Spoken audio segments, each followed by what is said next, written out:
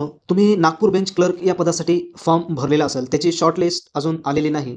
त्याची देखील आपण अपडेट या व्हिडिओच्या शेवटी देणार आहोत. या व्हिडिओमध्ये आपण पाहणार आहोत कोणते विद्यार्थी या ठिकाणी शॉर्टलिस्ट होतील आणि कोणते विद्यार्थी शॉर्टलिस्ट होणार नाहीत, याबद्दल आपण या व्हिडिओमध्ये माहिती पाहणार आहोत. तर मित्रांनो, सुरुवातीला फॉर्म भरत असताना यामध्ये विद्यार्थ्यांनी जर ह्या व्हिडिओमध्ये सांगितलेल्या मिस्टेक जर केलेल्या असतील तर ते विद्यार्थी 100% शॉर्टलिस्ट होणार नाही. आणि जर ज्या विद्यार्थ्यांनी ती चूक केली नसेल तर ते विद्यार्थी या ठिकाणी शॉर्टलिस्ट होतील. तर पाहूया कोणत्या त्या चुका आहेत की ज्या चुकामुळे या ठिकाणी विद्यार्थी शॉर्टलिस्ट होणार नाहीत.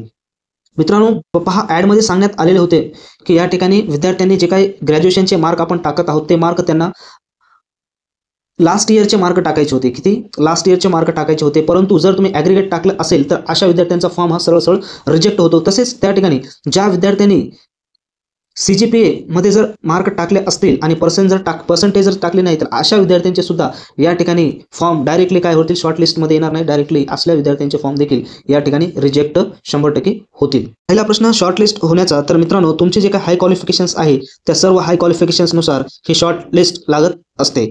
तर शॉर्टलिस्ट संदर्भात लवकरच अपडेट येईल मित्रांनो. जसे ही अपडेट येईल तसं तुम्हाला या ठिकाणी व्हिडिओच्या माध्यमातून कळवण्यात येतील. आणि तुम्ही जर नागपूर बेंच क्लर्क या पदाची तयारी करत असाल आणि त्यासाठी जर तुम्हाला पॅसेज प्रॅक्टिससाठी पाहिजे असतील तर डिस्क्रिप्शन बॉक्समध्ये वेबसाईटची लिंक दिलेली आहे, त्या ठिकाणी जाऊन तुम्ही ते पॅसेज खरेदी करू शकता. नवीन असाल तर आपल्या चॅनलला सबस्क्राईब करा, लाईक करा आणि टेलिग्राम या चॅनलची लिंक डिस्क्रिप्शन बॉक्समध्ये दिलेली आहे, त्या ठिकाणी सबस्क्राईब करा.